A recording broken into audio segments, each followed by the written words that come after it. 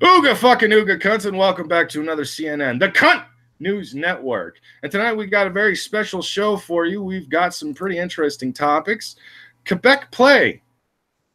I saw the title for this one, and I am not looking forward to that story. Armed and naked, goddamn you, Florida! You give me the best stories. You beautiful fucking retard of a state. And one, yes, right. And one story I could not help but go, oh my God, that's going to be cute. And we're going to save that for a little later on in the evening. And that's from Sestra, which is Excited Squirrel. You'll see why. Oh, I thought Excited Squirrel. He's adorable. He's so excited. Look at the little put him. It's an excited squirrel. He's so excited. But we're going to go ahead and start this. But let me go ahead and do the introductions. With me, as always, is my usual co-host for the CNN, the Cunt News Network. We bring you the news that's already been brought. With me is Robert Como. Hey, what's up? And somebody who has recently joined the CNN family that actually has been quite pleasant this entire time and is actually very welcome, Sestra. Oh, thank you. You're welcome. Hi, everybody. Now, this isn't necessarily a news topic that I'm about to jump into. It's just something I was skimming through Twitter and I came across this and I could not help myself. Oh my God. Yeah, so we're about to hit a Brock's rant, but what was the origin? Because that's what I never understood when we started getting into it. I was like, why did he come up? Why did he get Brock's topic? This is why. 10 child stars who grew up just fine. This is a lie, people. This is 100% a lie. He didn't grow up just fine. He's a fucking idiot. He's a goddamn I don't know moron. if there's anybody on that list. I don't mean, know look, the list. Look who's out there now. We got Alyssa Milano. Look what happened to the Wholesome twins. She's fucked up. They're fucked up. Everybody from all that. Actually, Keenan might be the only child. I mean, he's on Saturday Night Live. He's got to be a little fucked in the head now. It's quite difficult nowadays to actually look back to childhood stars and see them being just fine.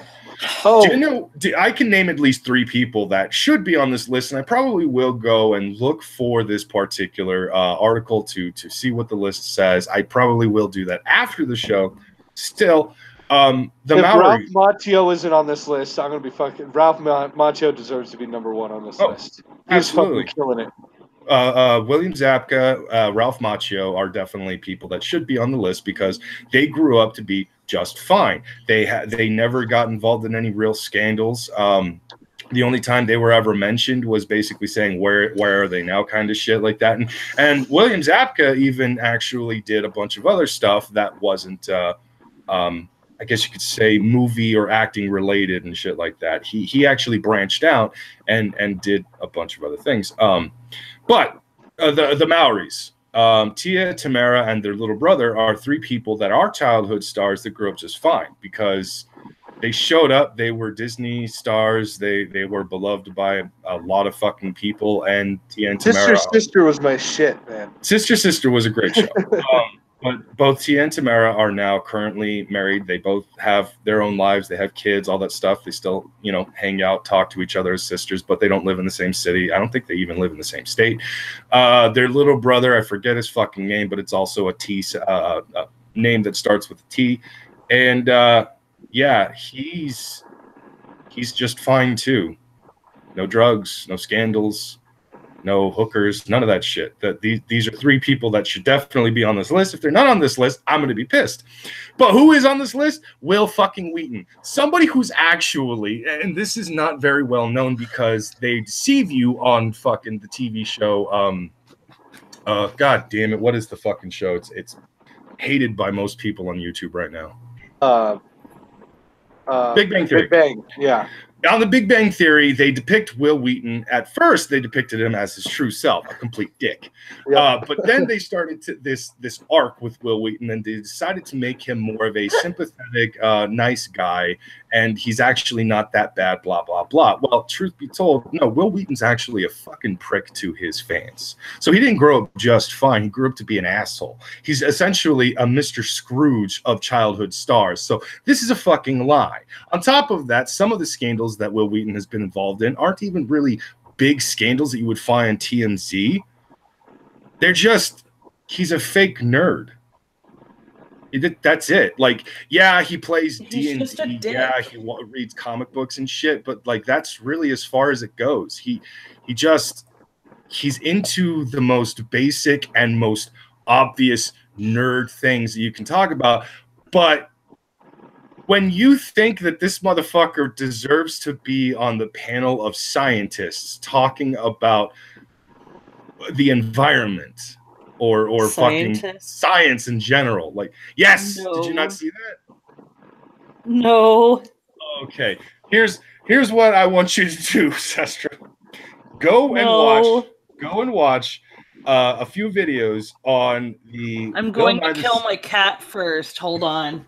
Bill Nye the Science Guy. See, she'll go through with killing an animal. Why won't you just kill your fucking neighbor's dog already, Brockus? Because I love dogs, and I will kill humans before I kill animals. You know you wanted to choke that dog to death.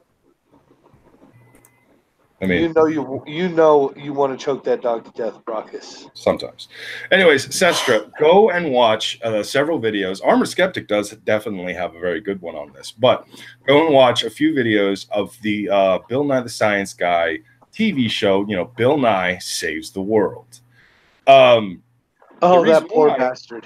The reason why is because Bill has a panel of scientists on certain episodes. And I think on one of them might have been talking about global warming or some shit like that. Climate change, I think it might have been the actual topic. They had fucking Will Wheaton on the goddamn show for one of the panels, as if he was a goddamn scientist.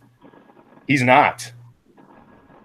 And I don't think he even got his a PhD or fucking... I don't think he got a bachelor's. I think he may have gotten his associates and then fucked off from school in general.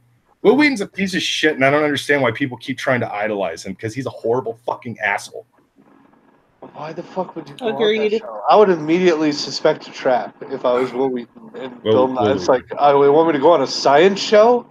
No, it's Will Wheaton. Because he was a science officer, wasn't he, in Star Trek? Something like that. He was he was one of the science fucking people. He's not a scientist, but he played one on TV. Either way, I do not like Will Wheaton. He's a dirtbag to me. I actually thought he was a pretty cool dude and all that shit, but then like I started learning more and more about how Will Wheaton is outside of his portrayal on fucking Big Bang Theory, and then I'm like, wow, that sucks. Shit person is shit person. Anyways, we're going to go ahead and jump into one of our actual stories, and I am going to go and have a smoke. I completely forgot to do that before the show, so I'm going to go ahead and have a smoke. You guys continue one story after another, so what we're going to do is we're going to start with the very first story, the Quebec play, and that's one of Rob's, and then we're going to immediately jump right into, I'm off smoking, going to jump immediately right into one of your stories, Sestra. Give us something good. If it actually has some kind of relevance, definitely go with that. But I will be right back. Enjoy. Alrighty. Go ahead, Rob.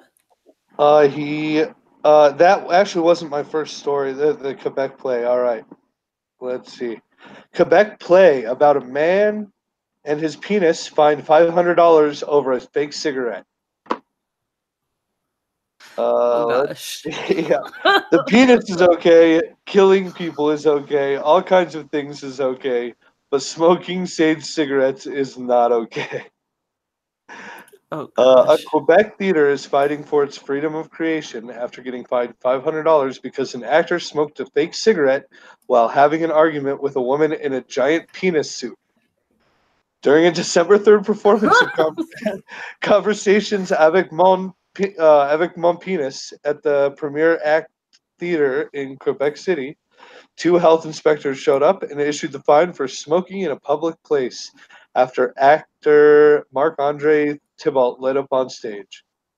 Marc Goudreau, the theater's artistic director, says he will likely contest the fine, arguing that you can't violate provincial anti-tobacco rules when there's no actual tobacco involved. The prop cigarette, he said, was filled with sage. It's an herb, Goudreau told As It Happened host Carol Off. It's quite inoffensive.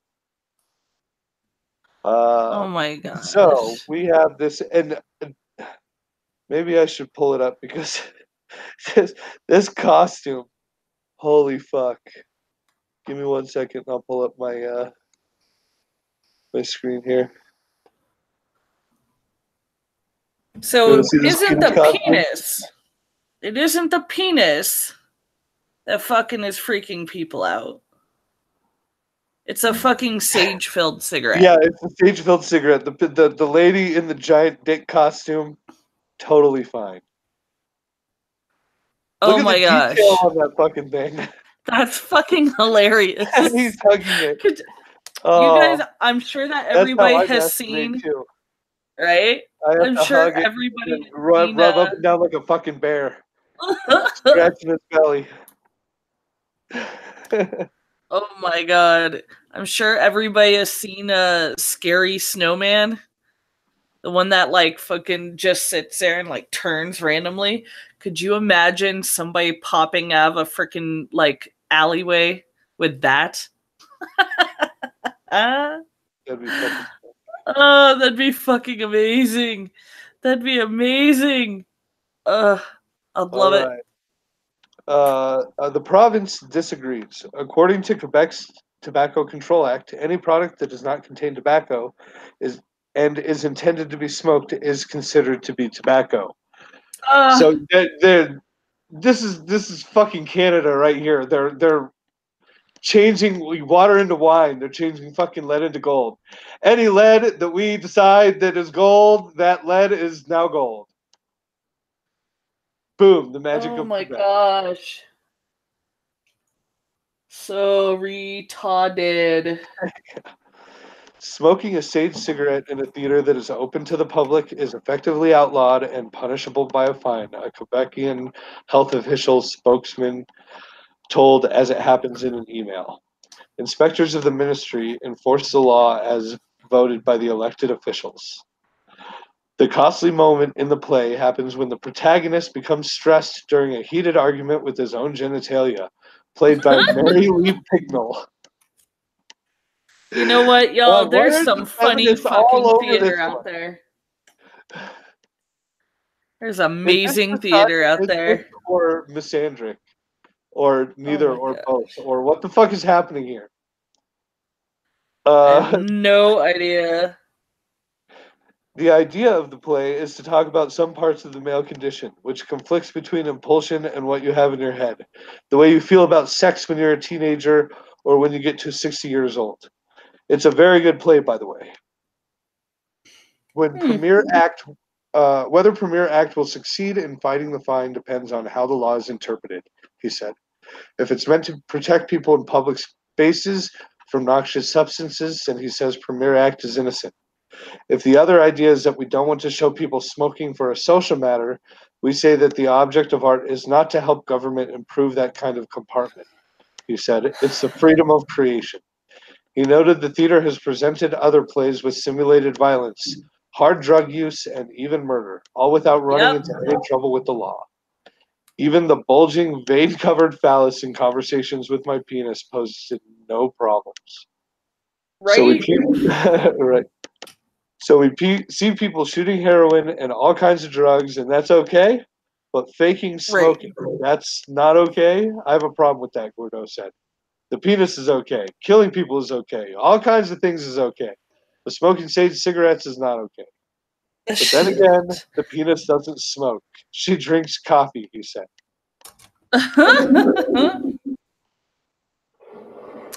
That's silly. So, anybody else have some penis stories out there in the chat? Let me show you this because there's a ball sack that this woman uses as a dress. So let me screen share. Oh my gosh! Yes, yes. I Got love the nice that's a little ball chick sack in a fucking right dick there. costume too. Just saying. Like, yeah, that's amazing. Go fuck yourself. I can. Sorry. I love that kind of shit though, man. Oh my gosh. I wonder if those balls stick to her legs when she gets hot in that costume. Oh, dude. I knew that you were going to bring that up. I knew that was going to happen. It was kind of an underhand shot right across the plate. I had to take a swing. Never stick your dick in coffee. Yes, Good Adrian. advice, Adrian. Agreed. So, speaking of, green substances, Congress quietly passed a law that could spark a boom for the billion-dollar marijuana-linked CBD industry. That's awesome, but I have to. Psycho in the chat says, so if you bang that chick while she's in the costume, is that gay? I don't know. I don't know. Your penis going into another penis. So if docking is gay, then I would say yes. Fucking the penis chick is gay. Sorry, I shouldn't be laughing like that, but it's funny as fuck.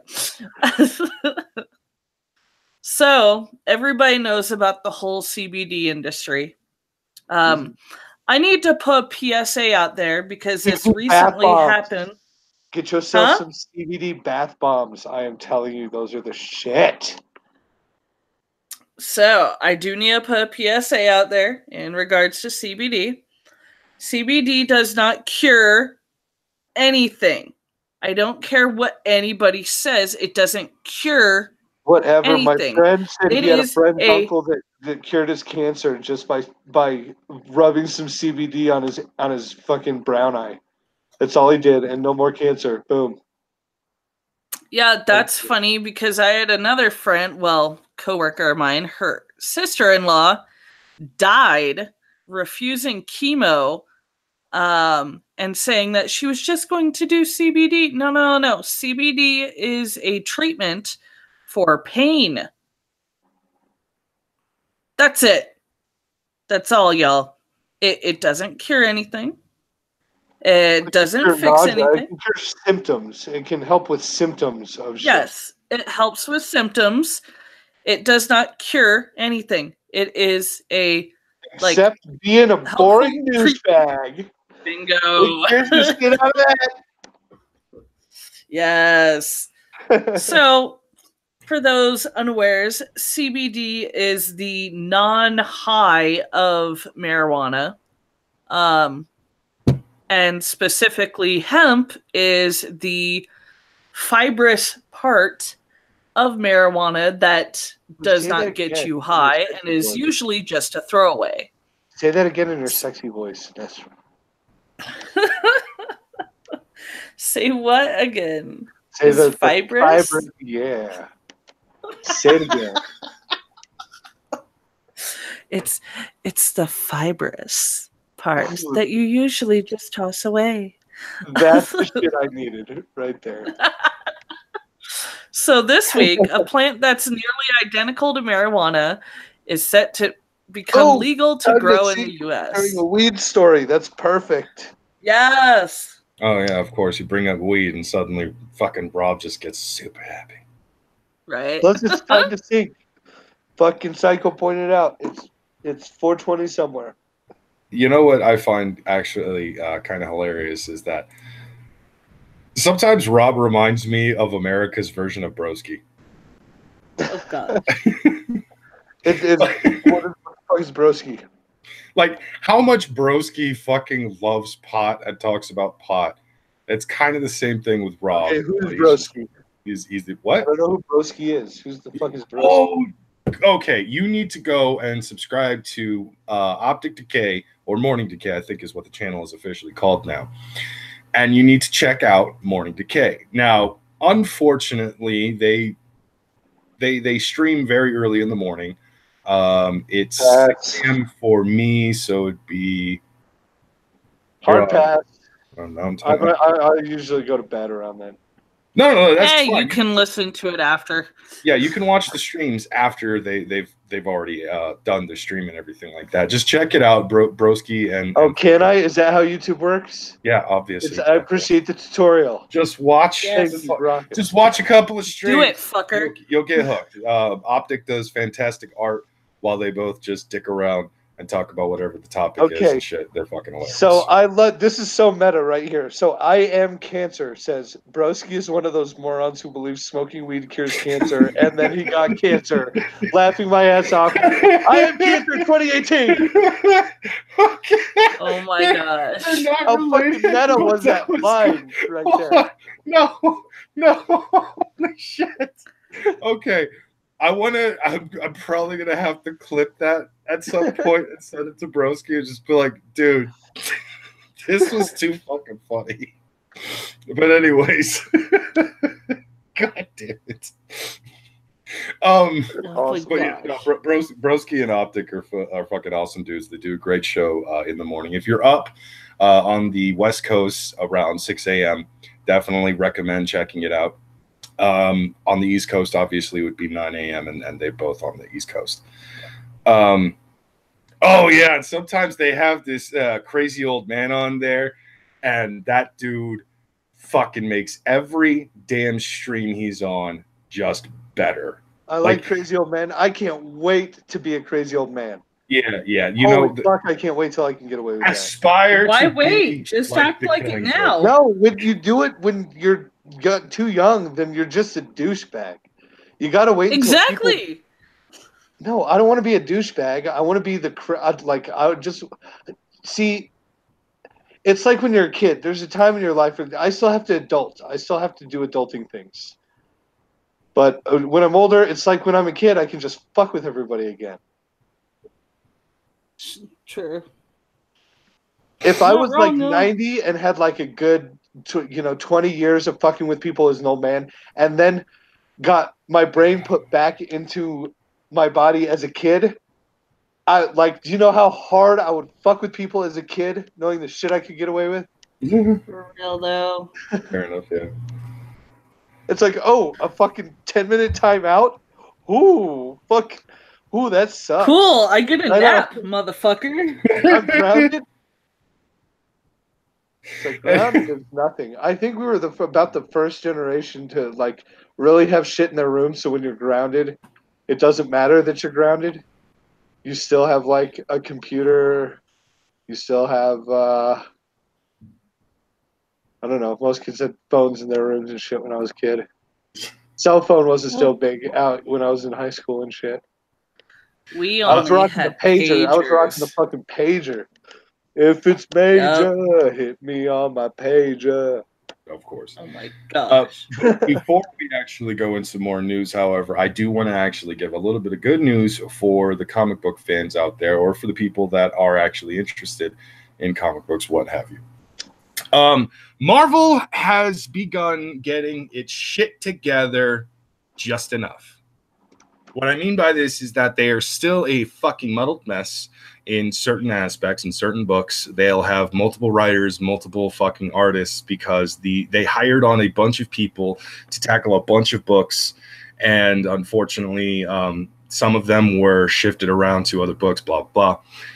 And some of those books ended up getting fucking canceled. Now, we've only heard of recently a handful of people actually losing their jobs at Marvel because of being overly controversial, like the dumb bitch from the Mockingbird comic books losing her job because she wouldn't keep her fucking mouth shut. The guy from, I forget what book he was on, but he also lost, he was on the Darth Vader books. And he lost his job because, again, couldn't keep his fucking mouth shut. Marvel is now being forced to, well, I wouldn't say forced, but Marvel is being told you need to cut the shit and stop being so overly goddamn political. You need to stop treating your fucking fans like garbage on any social media format, blah, blah, blah, all that stuff. Mm-hmm. So a lot of their employees have actually done this, but a handful of them have continued to decide, no, we're not going to do that. And they've lost their job for that. Anyways, since Marvel has been kind of shifting its stuff around, the Spider-Man comic books are actually good. I'm not even kidding. I heard they got good again. I cannot wait to see Into the Spider-Verse. I'm not a fan just because of the fact that I too much Spider-Man exposure. He's becoming Marvel's Batman. You need to stop, Marvel. Stop it. Stop it. Stop. Yeah, I understand he's your greatest cash cow, but fucking stop, please. I know, but I heard really good things about this one. And it's like with Batman, they can only do it so like every so often you get a gem like the Nolan verse. like Nolan verse and shit. But and I think that's what we have here with this Spider-Man. I haven't seen it yet, but I hear really good things about it. And so you got to wade through all the bullshit. You got to wade through like the Spider-Man 3s and the fucking the Japanese Spider-Man. You got to wade through all the weird and crazy shit to find the hidden gems. No, fair enough. And because if it's worth doing right, you'll find they do it over and over, but when you find that they do it right, it's so perfect. Mwah. True. Perfect. True, and I do appreciate the fact that they are actually giving more attention to characters like Miles Morales and some of the other alternate Spider-Verse characters that have definitely gotten more popularity because of the Spider-Verse comic books. Spider-Gwen, no thanks. I'm not. Look, I was a fan of Spider-Gwen. I even got the first 6 issues of her very first line of comic books when they were just simply doing the Spider-Gwen comic books. After issue 6, of course, that was when the new Secret Wars 2 had happened. So they put the Spider-Gwen comic books on hiatus. And then eventually, a couple months later, Spider-Gwen, Radioactive Spider-Gwen came out. New artist, new writer, and it turned to garbage. It got to the point where I was just like, no, I can't do it anymore. I mean, I was willing to, accept this art, but it's so abstract in every fucking way. I'm not a fan. I can't do it. Also, the writing has gotten more and more questionable. I don't like this. Can't do it anymore. And then the overexposure with Spider-Gwen since then has just been like, you know what? Stop forcing her down everybody's fucking throats. It's just like the Gwenpool shit. First of all, everybody keeps thinking that Gwenpool is actually alternate universe Gwen Stacy. No, that's not true. It's not. And that concept is really good for Gwenpool if they just fucking have the worst goddamn writers with the worst fucking jokes. No, I'm sick and tired of the Gwen Stacy alt character stuff. Stop it. Marvel, just fucking stop. If you make Spider-Gwen good again, I can accept her once more, but up until then, fuck off. Fuck off with your Gwen Stacy alternate hero concepts. Fuck off with you constantly pushing her down my throat and telling me accept her or you're a piece of shit. Fuck you. Okay, just stop. I'm not a fan. Gwen Stacy because she doesn't have what is it? The type of name that you have, where like Peter Parker, Miles Morales. She doesn't have the double name. She can't be a fucking spider hero. It can't be Gwen Stacy. No, she can be a spider hero. That's completely fine. No, she doesn't have the double name. It doesn't matter. It doesn't fucking matter. Okay, it doesn't. No, it doesn't. Silk doesn't have a double name. Spider-Woman never had a double name, so no, it doesn't matter. Well, you're wrong, but okay. Oh, for fuck's sake! No, I just need them to stop pushing Gwen Stacy down my throat. I just need them to stop pushing Gwenpool and Spider-Gwen. Stop fucking doing it, Marvel. I'm not buying it. Most people aren't buying it. Get the hint and move the fuck on. Anyways, that's that. I just wanted to bring attention to comic books and let everybody know that comic books, like Spider-Man comic books, are actually getting good again. I have been reading The Amazing Spider-Man. It is actually, I like it. It's enjoyable, decent writing, really good art. It's been a great ride. I am actually going to go and probably pick up some of the other books because I've been so impressed with The Amazing Spider-Man.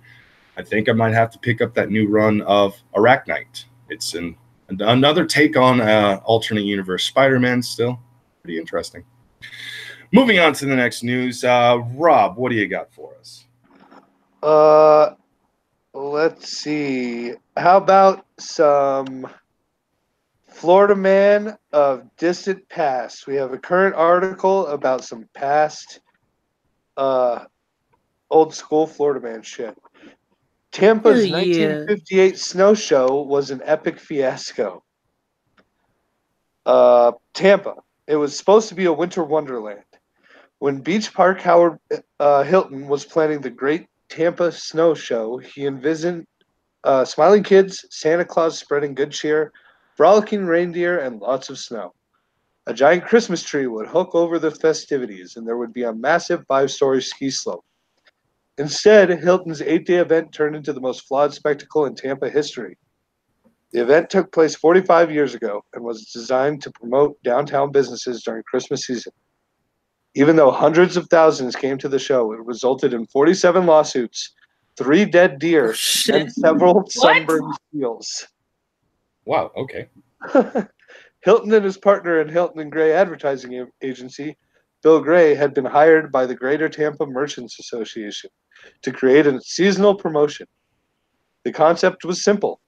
Hilton, then 32, wanted to create a winter carnival similar to what he had in college in Dartmouth. Hang on, I need to slam a beer real quick. Oh dear. He pitched the idea, and his plan caught on. Influential downtown business owners and others contributed substantially. To create a festive atmosphere, the concept was to close 5 blocks of Franklin Street and cover it in ice and snow. Tampa doesn't exactly have tundra-like conditions, so how does one cover Franklin Street in 3 million pounds of snow? Hilton looked up ice in the Yellow Pages and picked a place at random. His finger settled on the City Ice Company. After Hilton explained the situation to Emmett Stewart, who primarily made his living icing down trip boats, Stewart volunteered his company's services free, in exchange for his daughter being used in publicity photos and named Queen of the Snow Show. Aw. I know, that's some good shit to do for your daughter. That's actually really wholesome. I know, but... that's like some Leave It to Beaver shit right there. Right? Ice City Company trucks would grind 300-pound ice blocks into snow and be placed along the road and the ski slope. The event received plenty of coverage from local media to publications as large as the New York Times. Among the invited guests, Norwegian ski jumping star Leif Svendsen, who was to inaugurate the show with the first rundown of the slope. Things pretty much went downhill from there. Did anything work out the way Hilton had hoped? That's a good question, Hilton said. He paused for a few moments and thought, no, I can't think of a thing. What? Yeah. Before the show, the governor of Minnesota promised to ship the nation's tallest Christmas tree to Franklin Street. Bad idea. A logging company built a makeshift road through the North Woods and felled a tree. Then a bulldozer pulled the tree along the road toward railroad tracks. There the tree was loaded onto a train to Tampa. Unfortunately, the tree snapped when the train rounded a bend in central Indiana. Aww. The governor decided to try again, but road conditions had deteriorated, and the bulldozer sank in a quagmire and couldn't be retrieved until spring. Politics came to the rescue. Oh my gosh. The mayor of Duluth, considering a run against the governor, offered a tree. The third tree made it safely to Tampa, where it was to be raised on Franklin Street. Engineers dug into the road to provide a stable resting place, and everything appeared to be fine. The tree was gently placed into the hole. Suddenly, the tree sank right through a city sewer line. A surge of goo oozed up from around the tree, gushing up and swirling over the tree's lower branches, which now rested flat on the roadway. The trunk was no longer visible at all, Hilton wrote in his unpublished autobiography. Unaccountably, and I thought undeservedly, people started giving me dirty looks as the odious, repugnant glop slurped relentlessly over gutters and onto sidewalks. Oh no. It took days to repair the street, clean the tree, and lift it. One of the biggest problems was something Hilton couldn't control, the weather. Temperatures were in the high 80s for the November 19th through 26th show. A heat wave that caused the snow to melt quickly. No. Band leader Jack Golly remembers how difficult it was to keep the slope covered. It was just ridiculous, Golly said. They had that snow machine blowing out there. By the time the top was covered with snow, the bottom would melt. That didn't bode well for Svendsen. the Norwegian skier who was set to kick off festivities that morning and night by sliding down the ski slope. To make things worse for Svensson, 6 college students had decided to toboggan down the slope for the night before his 10 a.m. run. Their stunt knocked snow from the slope, exposing the chicken wire underneath. But Svensson was a trooper. He was willing to go down the slope anyway. He raced down the 200-foot slide to the excited screams of the crowd, hit the ICC run at the bottom, careened unsteadily for 100 feet or more, and then tumbled head over heels, skis and poles flying, to the horrified gasps of onlookers, Hilton wrote. Svensson could have been hurt, or at least knocked out of sorts, but he remained a trooper. He returned to the top, and his second attempt went perfectly. Oh, God. Try it again. Okay. Yeah, it's like, oh, God, that was horrifying. Do it again. in certain situations, if at first you don't succeed, try again. Maybe don't try again, because if the first time was that horrible of a failure, then it's not a good. But then again, as it's pointed out, he went for a second try and it succeeded. So I guess maybe don't always listen to people that say don't try it again. Still, that would have fucking made me go, yeah, no, not doing that again. Pass. Yep. Other rides down the slope didn't quite go so well that day, though. Several tobogganers from the University of Tampa tried the slope after Svensson. The first group crashed, as did the second. Fortunately, nobody was seriously injured, Hilton wrote. By opening night, the crowd had grown far larger than Hilton had expected. It was later reported by Businessweek that 30,000 people attended that night, Hilton said. Oh my God. Things were spinning slightly out of control. Several people had been arrested for throwing ice balls, and several store windows had been broken. And following its dangerous opening act, the slope was temporarily closed. The promotion of the slope, however, was one of the things that drew people to the event. The crowd was outraged when it was announced the slope was closed. Fearful of a riot, Hilton did what he felt he had to do. Brave the slope himself. He paid 3 men $10 each to ride a toboggan with him down the slope. The ride itself went fine, but Hilton wrote, I'm holding the side ropes which ran along the edge of the toboggan. My knuckles were scraped raw by the chicken wire covering the slide. Wow. Though snow was added overnight to the ski slope, the second day of toboggan rides were no less dangerous than the first. 2 women were hurt when their toboggans crashed. One had a possible broken back. The other possible concussion. The slope was closed permanently. One of the other events was Jack Kelly's Ice Frolics, at which 20 skaters performed on an ice rink. The show was to take place 3 times a day, with the rink free the rest of the time for anyone who wanted to skate. On opening night, however, the show lasted just 20 minutes. That night, the crowd pushed in so tight to see the show that the front row was jammed against the edge of the 4-foot-high stage. The show started well and all was fine until the first half finale. That's when one sequence skater whirled and twirled, kicking her skate in the air. The skate hit a woman's forehead, slashing it. Oh my gosh! The music and skaters stopped performing, and the injured woman was taken to Tampa General Hospital. Thankfully, Hilton said, the injuries were not serious. The snow show's ice problems didn't stop there. WFLA Radio built an ice cube that Hilton said was 8 feet high and weighed 8.5 tons. It was placed in front of Mass Bros, the city major department store at the time. WFLA had decided to stage a contest for the world's largest ice cube. People entered their guesses about how long it would take for the cube to melt. The grand prize was a trip to the Swiss Alps. The cube was melting rapidly, but someone wanting to melt it even faster sprinkled rock salt on it. That would have been a problem, but some sections melted faster than others. As Hilton wrote, it began to look like an upside-down pyramid. WFLA officials built a 2-foot fence around the cube, but on the day before the show was to conclude, the fence didn't do its job. The cube fell on a 5-year-old girl, pinning her to the sidewalk. Oh, gosh. Thankfully, Hilton said the girl wasn't seriously injured. That's some terrifying shit right there. Even Santa was a source of problems. Several Oh, Santas were hired for the show, and one made false promises to children.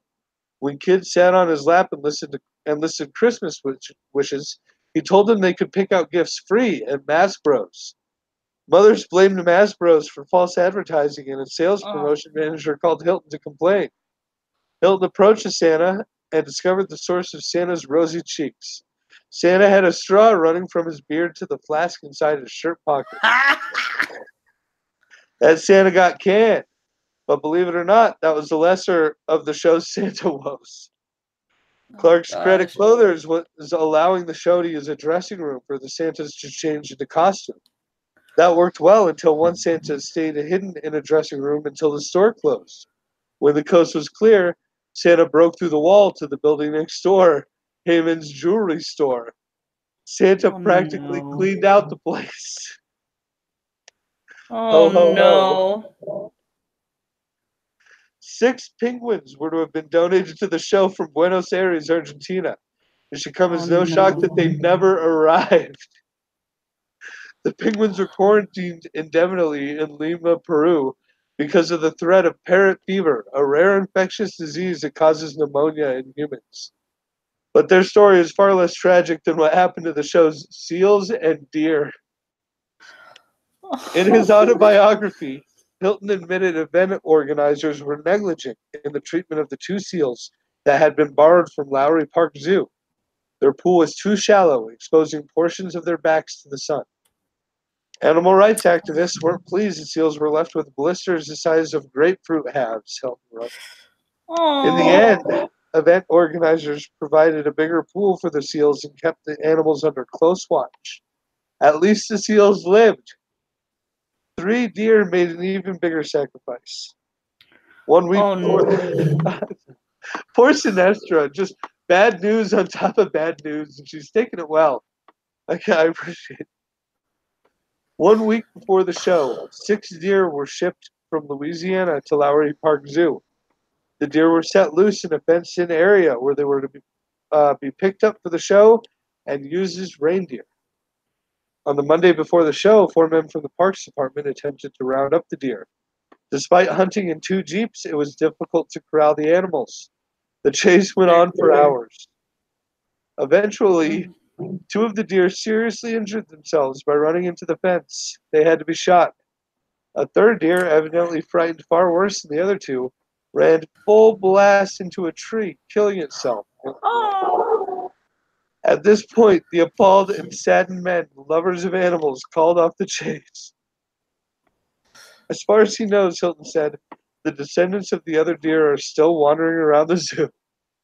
Oh. One area resident volunteered a backup deer of his own, which Hilton gladly accepted, sight unseen. The deer from Alaska was delivered downtown and placed in a pen. Soon after, Hilton got a call from animal rights activists. They said he'd had to remove the deer or be cited for abuse. Hilton went to see for himself. The deer was molting, and there were huge raw patches on it where the fur had fallen off. It looked horrible, and the kids were crying. Oh. Oh. Like he's got the mange. Oh. And there was a time. Okay, before you Yeah. continue, what Yeah. is this story? It's just This one horrible fucking story after another. this is the Florida man of town events. All right. And Jesus. all right, he just sadly resigned. I can stop. I mean, it's been quite a long article. I'm almost done. Yeah, But, just finish it off. We've already gotten this far. Might as well keep going straight into hell. I need something to take the edge off. Hang on.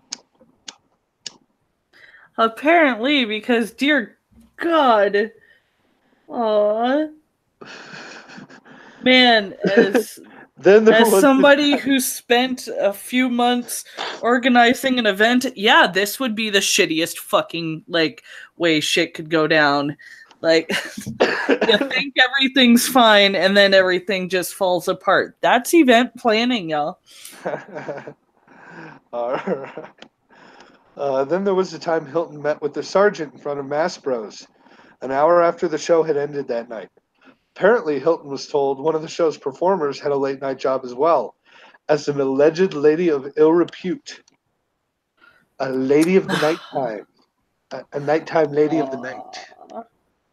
On a side street, Hilton was shown the trailer where the performer was said to have been committing heinous acts. The trailer, also used as a dressing room for performers, had a group of men waiting outside its door. No. Apparently, the show wasn't so wholesome after all.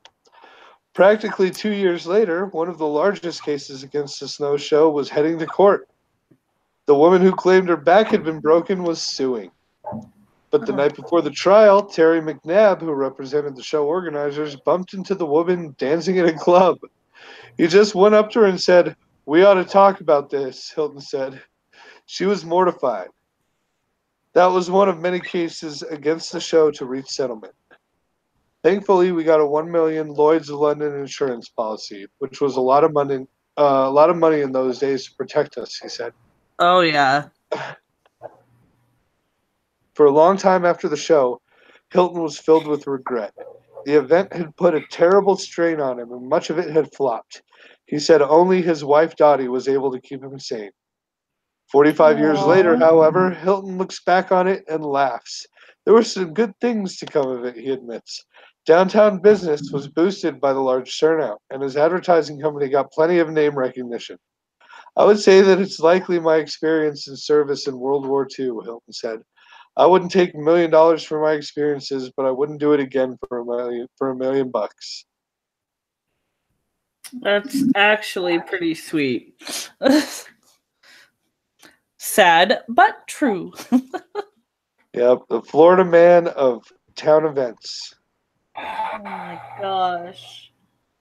And that was what, 1950s, 1930s? What was it? 1958. Jesus. I feel like gosh. We need Gary Cooper, Man of the West, was in theaters. Oh my gosh. Wait, the bitching witch is in the chat saying that she took her kids to see the new Grinch, and it was actually good. Bitching witch, did you bring him an onion? If you haven't seen that video, I highly recommend looking for it. Somebody goes to see the Grinch.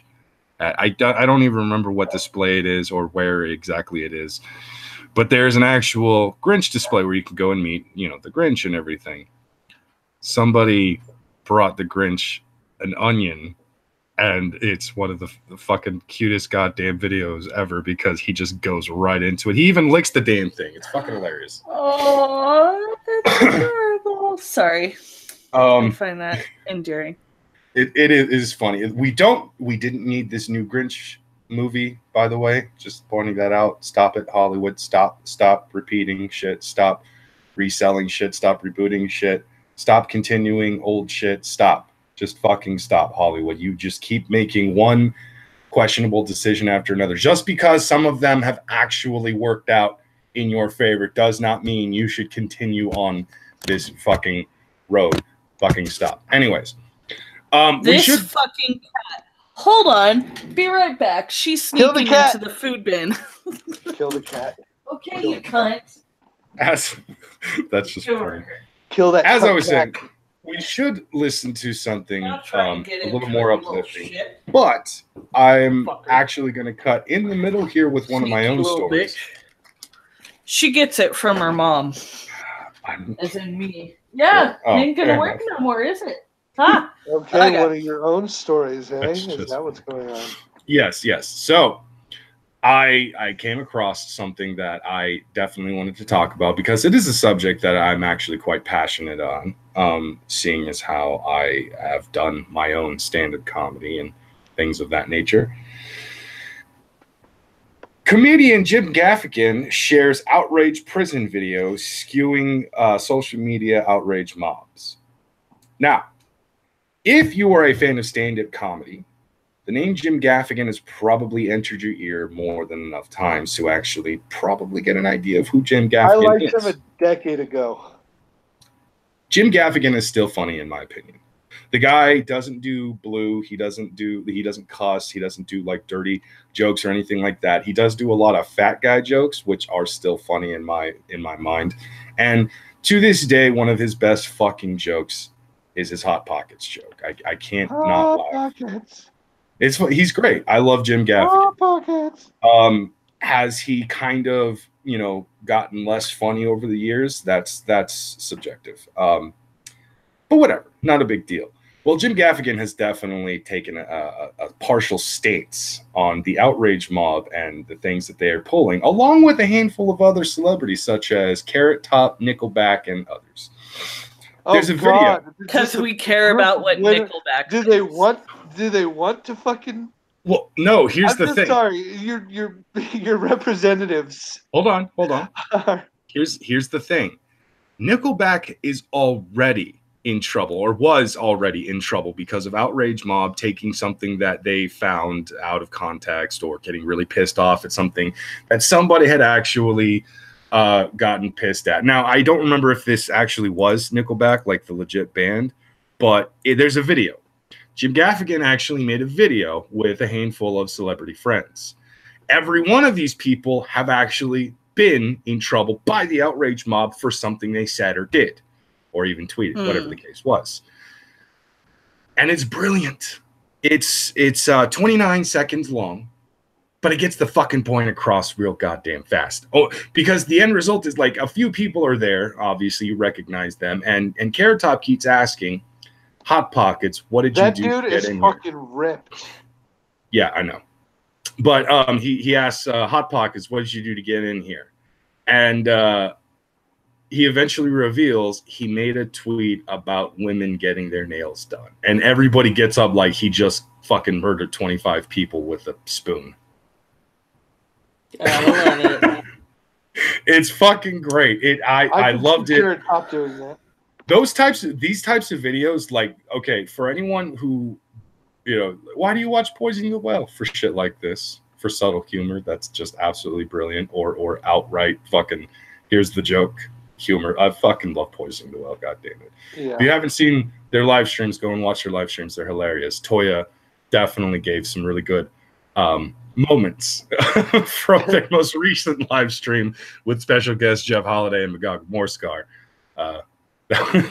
Yeah, Mark fucking just rolled through with them on when he moved to Florida last month. Nice. Fucking with very electric nice. cat and shit. Yeah. Yeah. Oh, wait. I did see those dogs. tweets. Yeah, I saw those fucking tweets and I got really upset because I was just like, I've drank with Poisoning the Well, but this dude got to hang out with Poisoning the Well and their dogs. And I'm just like, motherfucker. Yeah. Yeah. Anyways, so I'm head of a VidCon along with Magog. Nice. But I didn't get, the dogs weren't there at VidCon. Well, yeah, of course. They're not going to bring their dogs with them. Well, they should have brought the dogs. They're fucking, they are too vicious for California, aren't they? No, they're not. Let's be honest. They're not too vicious. I mean, Sid might be, but they're not too vicious. They are ferocious wild beasts. And you know it. Anyways, comedian Jim Gaffigan just shared this Throwback Thursday post from the Jim Gaffigan Show. It features public figures doing prison time for saying or doing something the outraged mob found displeasing. Enjoy. And then it has, of course, the video itself, which you can find on YouTube. It is under the title "Doing Hard Time - The Jim Gaffigan Show." So if you want to check it out, go ahead and see that. Hey, all comedy has a grain of truth. We've already seen the outrage mob flip its fingers to anything resembling a statute of limitations, hunting down past tweets of anyone just because the mobsters who make up the mindless horde of internet sleaze demons haven't a life of their own. Targets have recently included Kevin Hart and James Gunn, who dared tweet things more than 10 years ago, which were considered offensive. Then blokes like Jimmy Fallon had to cave to the mob because Norm Macdonald said a thing. There's really one surefire method to deal with the outrage mob. First, expose them for their silliness, as Nick Cannon did over the weekend with Kevin Hart's situation. Then tell the mob outrage to go fornicate with a doorknob. Yeah, never apologize. That's actually funny because the article then says, read, "Dear victims of internet outrage mob, never apologize. And it's, of course, a link specifically to that, I guess, article. Or you could do what Jim Gaffigan did, just mock them for it and never back down. Now, what Jim Gaffigan did, what Nick Cannon has done, yes, that's what you do. And you know what? I go back and forth when it comes to Nick Cannon.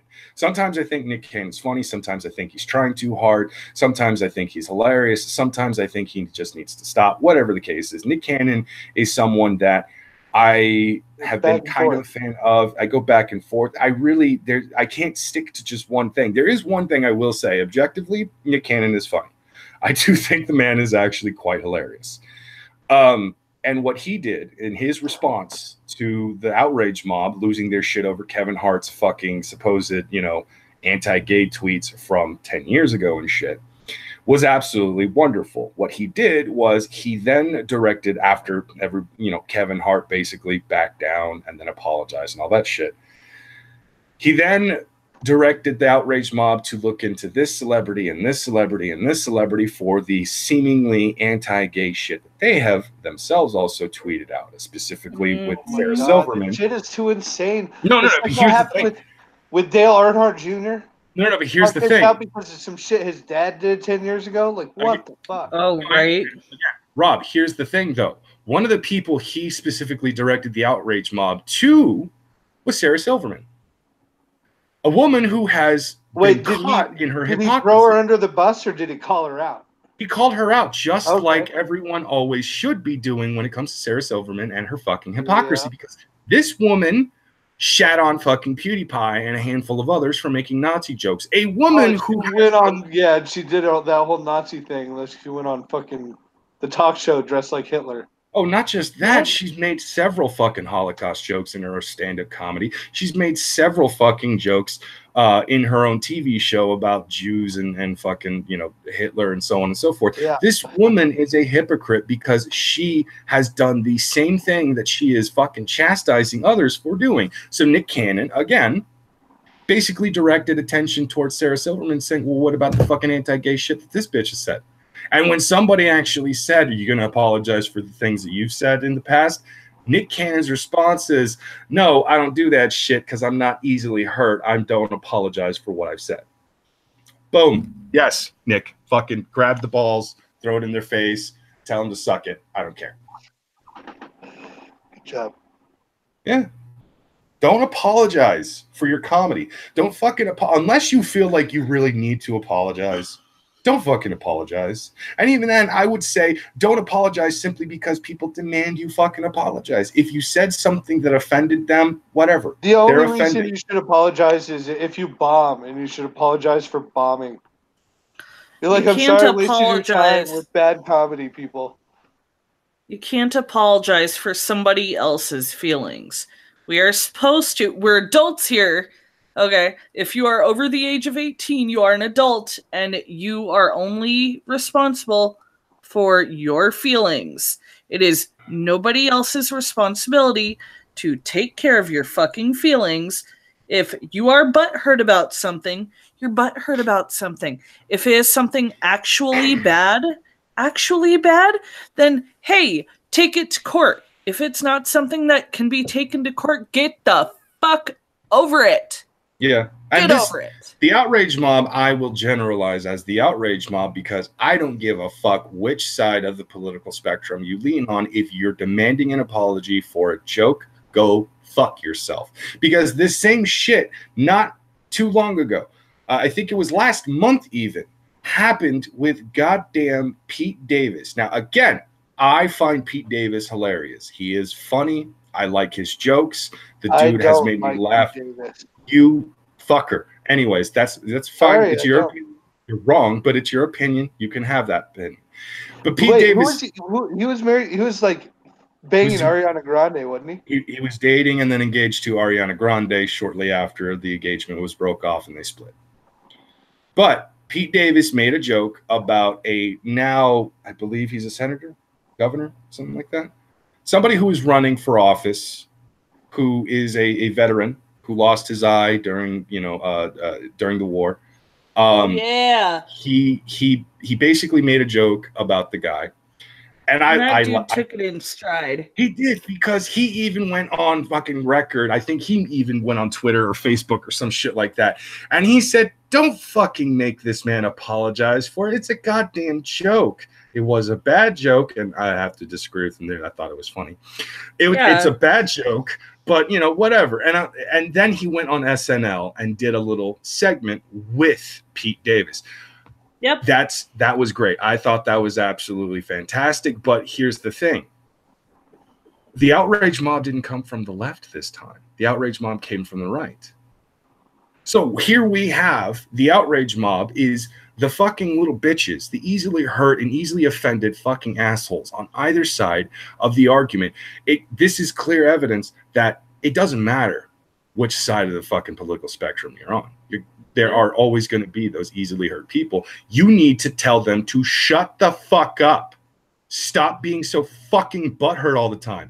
Every single time somebody makes a gay joke, you get ass mad and fucking blast them all over Twitter like some kind of a fucking, I don't know, a crusader for shut the fuck up. Gay people make gay jokes all the fucking time, and they don't get a pass because they're gay, because they're going to also make fucking ethnic jokes. They're going to also make blue jokes. It doesn't fucking matter. Make your goddamn jokes. If you don't want to cuss, don't fucking cuss. If you want to cuss up a goddamn storm. I don't give a shit. Comedy is comedy. Yes, comedy can be subjective. Sometimes I don't find shit funny, and I'm going to say that's not funny to me.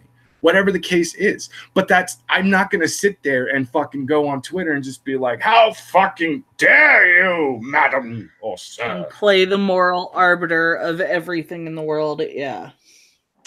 It's just fucking ridiculous. And I can't stand the outrage mob. I fucking hate the outrage mob. It is goddamn ridiculous. You're ruining comedy. Shut the fuck up and eat your goddamn cereal. But I just have eat your fucking Wheaties, bitches. Eat your fucking Wheaties. Yeah. Before we jump into to any other stories, I just want to go ahead and actually pay attention to the chat here for a bit. For those who are watching, we have the Bitching Witch. We've also got Annie. Fakest. Fakest earlier asked me if I'm ever going to apologize to all the rubber duckies. Never. Fakest. I'm never going to apologize for what I've done to them. They deserved it. They had it coming. We also have Fading Dark. She's also asking about the rubber duckies. Again, never going to apologize for that. Victor Rand is here, along with Rob's brother, Marfleas himself. Rubber ducky, you're the one. Let's see. Object of Hate. I see Brockus's menstrual headache has cleared. Yes, my menstrual headache has cleared, Object of Hate, you rat bastard. I believe Psycho 216 is also here. I did see him actually mentioning the headache is cleared, but he's still chat on the rag. Speaking of, I got a story for that too. Oh, I'm going to have to take a hard pass on that. Menstrual headaches. No, menstrual stuff. It's entertaining, believe me. Okay.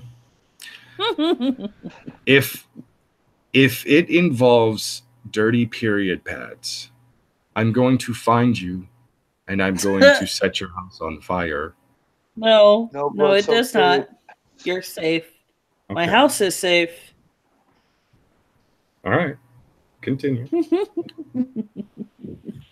So, one of the stories that I have, oh gosh, let me find that one because I have a bunch of like good feeling stories and now I have to find the shitty one. So, if you follow Christina Hoff Summers, probably about 2 hours ago, she tweeted, "Boys can have periods too. Children to be taught in latest victory for transgender campaigners." I may have said this before on the show, but I used to think people were crazy when they said that the left was trying to indoctrinate their kids into homosexuality and shit like that. I used to say, "You're just a conspiracy theorist." I don't say that anymore. Right? You used to think that this sort of shit was just, it's just rare few and fucking weirdos and somebody, yeah, this is just a sparse. No. This is in the UK. Pupils age 8, to be told boys can have periods too under new sex ed guidelines. Primary school pupils will be told that trans boys and men and non-binary people may have periods in a bid to tackle stigma around menstruation. No. Yep. Continue the story, but I'm definitely going to have a lot to say. There is no more stigma around menstruation than the same stigma people don't want to be around piss and shit. These are bodily waste. Like, where's the class to fucking everybody plays with shit to reduce the stigma of fucking of shit? Just put your finger up your ass. We're finger painting children. I mean, they're already sitting here and accepting furries and pedos. Might as well. So the advice to teachers was approved by Brighton Council, which said it is important for all genders to learn and talk about menstruation together. The report says that trans pupils and children should be provided with additional support from a school nurse if needed, and it was important for all genders to be able to talk and learn about menstruation together.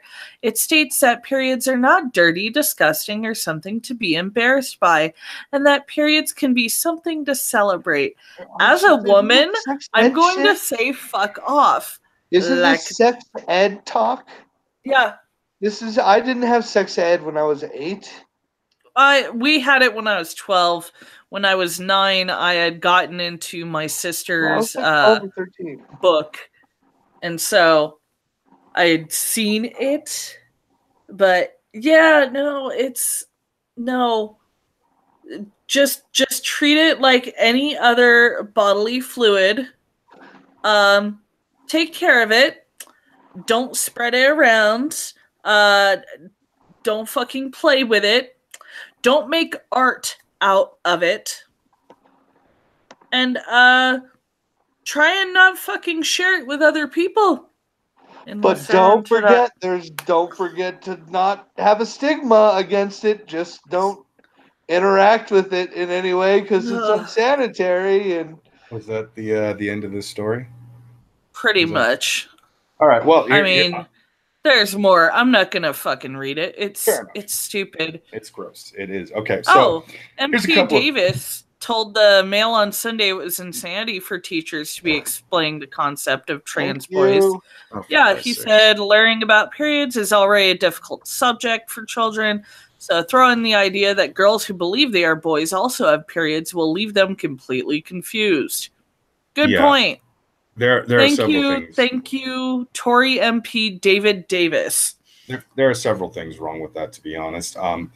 First of all, no, ladies, do not be embarrassed by your periods. The most of our audience, or pretty much all of our audience, are all adult women. So obviously, they already know this. Don't be embarrassed by your periods and such, because it's a naturally bodily function. We all know it exists. We need to stop pretending. It's just like shit. Period. But it's not a perfectly okay thing to just flaunt the fuck around. God damn it. No, don't be embarrassed by a bodily function, but at the same time, don't fucking act like it is the greatest goddamn thing in the world, or it's some sort of weapon against fucking this or that. First of all, this is a biohazard, okay? Your blood is dead. That's dead blood, basically. I don't actually know the science behind this, but it's essentially dead blood, because the way that actually functions, you were supposed to have baby, your body didn't get baby, thus it wants revenge and attacks you in some way, shape, or form. And that's essentially the results of your inner battles. As a woman, I could say that yes. That's one of my favorite fucking memes, by the way,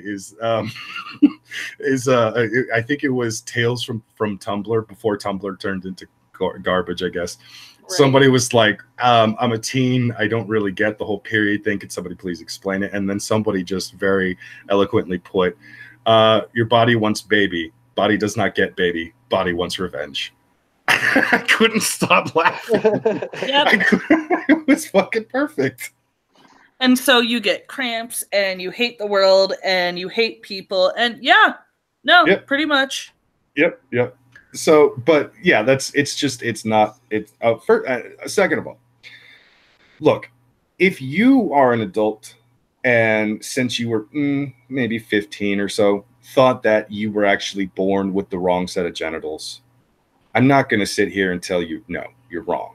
I'm actually not one of those asshole conservatives who's going to sit there and tell you that, you know, you're a man, you are always going to be a man, or you're a woman, you're always going to be a woman and shit. No, like if you go out of your way to actually make the transition, if you go out of your way, take the HRT, even though I don't think you probably should in certain cases. Instead, for me personally, instead of saying, oh, boys can have periods too, how about anybody who was born with a biological vagina is more than likely going to have periods. Yeah. Period. But no pun intended. Yeah. But the thing is that, like, I'm not going to sit here and I'm not going to actually judge every single trans person on a fucking base-to-base concept, whatever. It's not. No, there are trans people out there that are genuinely trans because, you know, shit went wrong, yes. Whatever the case is. They're fine. Blair White is a perfect example of this. Theron Meyer is another example of this. This shit does happen. Okay, let's not pretend it's not an actual thing and stuff. But for God fucking sakes, these are 8-year-olds. They haven't even hit puberty yet. Stop acting like these fucking kids know what's best for them. Stop acting like these fucking kids know what's going on in their bodies or what's going on in their fucking heads. They barely know how to tie their shoes. Quit fucking acting like when a little boy says, "Mommy, I think I'm a girl," simply because he sees you desperately wishing that you had another daughter instead of a fucking son. So he just kind of goes off of those cues and decides one day, you know what, Mommy, I'm going to start wearing dresses and shit just to fucking please you. Stop acting like that's fucking the absolute sign that anyone needs to fucking give them puberty blockers and actually make them trans, all this shit. Fucking stop with the child abuse. Cut the shit out. Teach kids what they need to learn when they need to learn it. By the time these kids are actually in puberty is when they should be learning about sex education.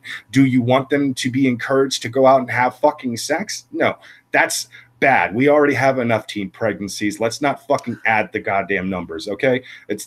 This is not that situation. It's like those are rookie numbers. You got to pump those numbers up. No, in fact, can we get those numbers down to, like, I don't know, 1 or 0?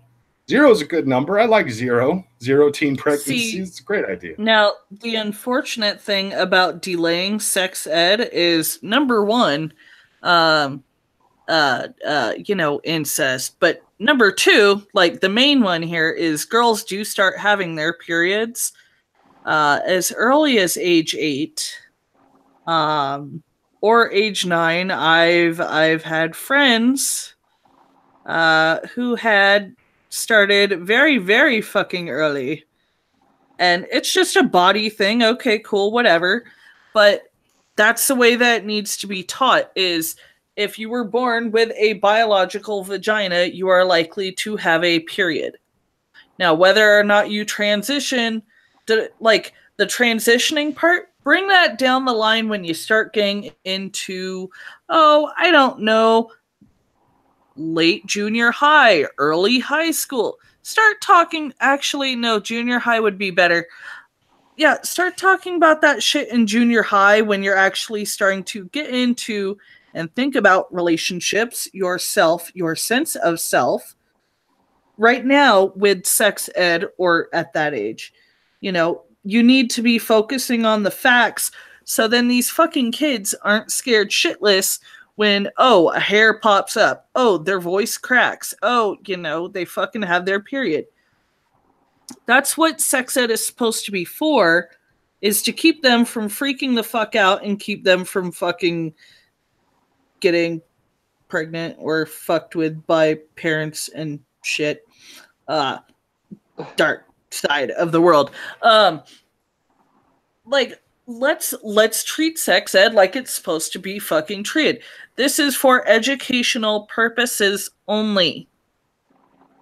This is not to push some fucking agenda. This is not to push some fucking belief structure.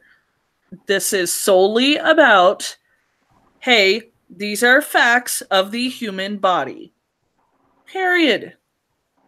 No pun intended. I have to keep saying that. Yeah, but it's fucking annoying. I get infuriated whenever I actually see shit like this because you know the people behind it are once again pushing their fucking ideas onto children.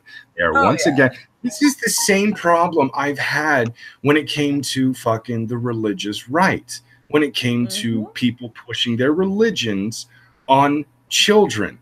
And I'm not saying like giving them the choice. Do you want to actually worship in church or do you want to do this? Whatever the case may be and stuff. No, when you actually put fear into a child's fucking heart by basically telling them, if you don't go to church, Jesus is going to hate you and you're going to burn in hell for all eternity and stuff like that. That's fucking terrifying. Don't do shit like that. That's fucking horrible. But whatever. Yep. You know, I'm not going to judge another person and basically tell them how they, you know, should raise their kids and shit, unless, of course, they are definitely abusing like that. They would argue that that's not the point. That no, the point that the point to this is what they're saying, but that's not what how they would categorize it. Yeah, exactly. Thank you very much.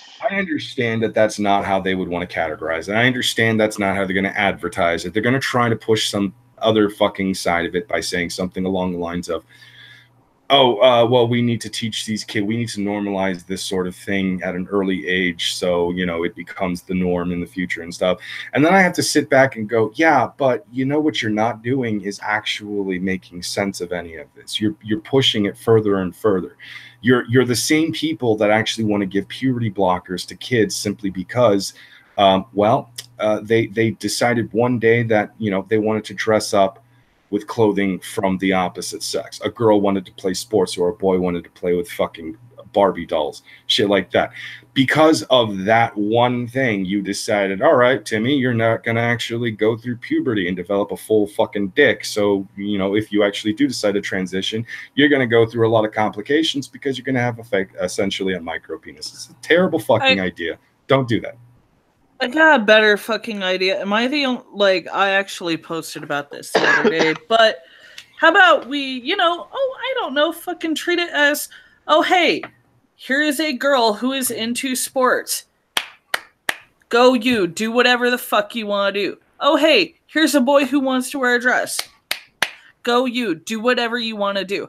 How about we treat people with acceptance and tolerance, period, without even having to fucking know all these goddamn words and phrases and you're a special fucking snowflake, and just go, hey, you know what? You're doing what feels good to you. Go for it, dude. Like, how about we do that shit? How about we go back into the 1950s here? Hold on, caveat. Let's go into 1950s with the knowledge and shit that we've changed today. That would be great. Where you're sitting there and you're fucking treating everybody respectfully, regardless of stuff that you may know about them. And you're still fucking being nice to them and not being a fucking D-bag. But you're also being fucking real with them. And you can also make and take a joke. Yeah, that'd be fucking nice. And no, I've had a couple people go, yeah, but what about racism? And I'm like, we've already fucking cured that. Like, so, well, yeah. But you know what I mean? Like, we have civil rights. Like, we have the whole civil rights thing. And so, hey, they have the right to fucking do whatever they want. So instead of being the fucking person who goes, oh my God, how about we just make it fucking like carte blanche? Everybody just fucking treat people with fucking respect, period. I don't care who you are. I don't care what the fuck you do. I don't care what the fuck you do with your life. Leave me the fuck alone. I'll leave you the fuck alone. Just fucking God. I hate people. Yeah, I definitely hate people too. So the bitching witch actually tells me that her ex's niece didn't even have sex ed in her school because 80% of the school kids were Mormon, and the Mormon parents said no. So the school wouldn't have class for 20% of their students. That's the type of shit that I think is absolutely wrong, and it's fucking awful. Look, sex ed is important because it teaches kids things that they absolutely do need to learn and such. Just because you don't like it, just because you come from a different time or whatever the fucking case may be, and you've decided that your children are not going to learn this, does not mean that you get to actually ruin it and exclude the kids whose parents say yes. There should have been a class in this scenario. There should have definitely been a class in this scenario for the kids whose parents actually said yes, for the 20% of the students that actually did get an okay to learn about sex ed. They should have had a fucking class. I don't care if the class is only fucking 5 students. I don't care if the class is only 2 students. I don't even give a shit if the class is only 1 fucking student. Okay? It's an important thing for kids to learn about, because otherwise they're going to be very fucking confused. They won't know what's going on, and some moron is going to do something really fucking stupid. I don't know. I'm just assuming. State the facts, right? I'm just state the facts. You were born with a vagina. There's a very good possibility you're going to actually have periods. You were born with a dick. There's a very good possibility you're going to have wet dreams with some kind of a crazy discharge that actually causes your shit to stick to itself. Right. Okay, that got weirdly specific. We all come in our pants let's when we move on, because now we're just repeating ourselves. Not a thing. Anyways, I'm just saying, like, there are things that kids do need to know as they're growing up and shit. Again, we have not fully developed. There are things we should know. There are things that we should learn about. But there are things that we should be left the fuck alone, that children should be left alone. Let kids be fucking kids. Stop ruining children's childhoods simply because you want to use them for your fucking propaganda, for your goddamn, your newfound religion in feminism, or whatever the fucking case may be. Stop pulling this shit. I'm sick and tired of these stories. It fucking infuriates me because you're just fucking kids up. And it's awful. It is fucking awful. Anyways, we have spent way too much time talking about this particular subject, so we're going to move on to something fucking hilarious. Rob, what do you got for us in the realms of armed and naked? I got Naked Man. We got Naked Man here. Deputy cleared in shooting of armed naked man. Suspect arrested. A Santa Rosa County Sheriff's Office deputy who shot a naked suspect who was armed with a crossbow will not face charges. Deputy Kevin Daglish, who fired a single shot at Glenn Phillips on October 20th, was found to be reasonable and justifiable for his action, according to a press release. The Sheriff's Office responded to the dispute at 7796 Highway 4 at approximately 3:20 a.m. after Phillips' father called 911 to report his son was under the influence of narcotics and had threatened to shoot him with a crossbow, according to the report. Okay. See, I have, once you said naked and armed with a crossbow, I'm just sitting here wondering, drugs are involved, aren't they? No, come on, Brockus. As Give he the benefit smokes of the drugs. doubt. It's only Florida and a naked guy with a crossbow. No way is he on drugs. It's ignorant. Don't be ignorant. Putting that bad juju on him. The father arranged to meet deputies first at a convenience store, but never appeared. He later called back at approximately 6:30 a.m., saying his son would not let him back inside the residence. Deputies went to the home and obtained sworn statements from Phillips' father and another witness. The father said the son threatened to kill him while pointing a crossbow in his direction. The deputies attempted to make contact with Phillips, who was still inside the residence, for over an hour using a public address system and also by telephone. They gave commands for him to exit the residence with his hands in the air, but he did not. Once backup arrived, Dalglish and 3 more deputies entered the home to arrest Phillips, while a sergeant on scene continued to make commands over a PA system. Prior to entering, the deputies announced their identity and heard Phillips say he was armed and dangerous. Deputies found Phillips naked and armed with a crossbow, the report said. Phillips then pointed the crossbow at the deputies, and that's when Dalglish fired his weapon. The bullet entered Phillips' left armpit. Ooh, right in the pit. That's gonna sting. Oh gosh, yeah. Phillips was immediately escorted out of the home and received first aid. EMS was called to the scene and took him to Sacred Heart Hospital. A witness next door said he heard Phillips tell deputies he was armed and dangerous, the report said. Yes, we get it. Third time armed and dangerous.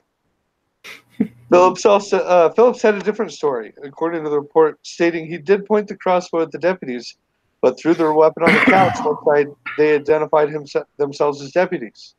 He also said he believed people or aliens may be coming to take a meteorite he had previously located because he believed it was worth a lot of money. The aliens are coming to cash in, I guess. Right? They're into smuggling now. God. Yeah. All right.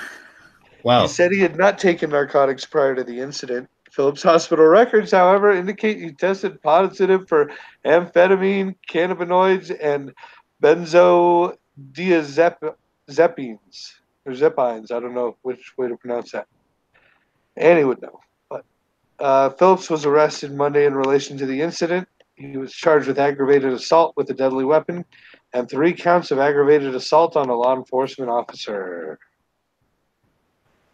That's what you get.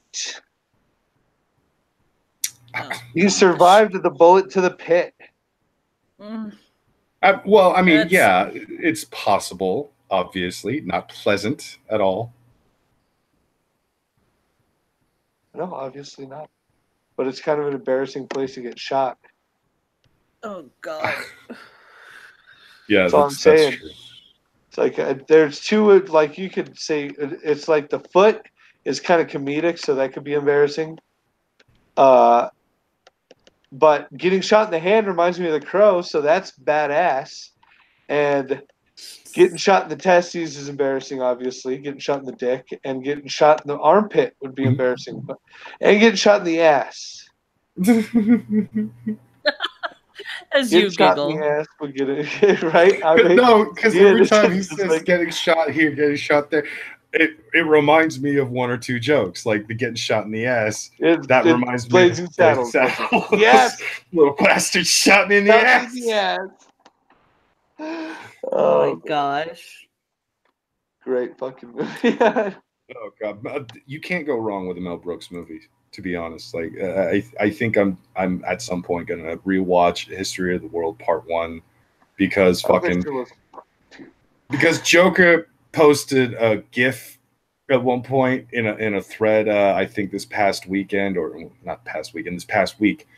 And I just love the end of that movie, rolling down the fucking road in a chariot with a giant joint, fucking trailing smoke behind you. I can't stop. Massive man-sized joint. Yeah, I couldn't stop fucking laughing when they were in front of the Caesar. I guess it's supposed to be Julius Caesar. I forget which Caesar it is, but basically they're in front of the Roman Caesar, and the guy makes them laugh, like, you know, what one thing or another makes Caesar laugh so fucking hard he actually falls off of his little like love chair or whatever the fuck it was, and he gets up and he looks over to his I guess his advisor, or the guy who pretty much introduces everybody. And he just says, "Okay, faggot, what's next?" That's every fucking time, because I'm just like, that is definitely one of those scenes you would not be allowed to have in a comedy movie to this day. That's another one of those moments where it's like, you can't make a Mel Brooks movie today. Let Mel Brooks do it. He's old and Jewish. Let him do it. Yeah. I just fucking love Mel Brooks movies. You know, he's got some masterpiece hidden away that he never got to fucking produce. Right. Oh god, yeah. History of the World Part 2. movies. Just saying. I am very nostalgic lately, like no joke. I think it's the holidays like making me sappy or some shit. Somebody stop it. Probably. But yeah, I'm really just like, yeah, fuck the world. Can we rewind? Can we fucking rewind? I would love to rewind, but you know what? Actually, we can't rewind. But YouTube ruined that too. Yeah, they did.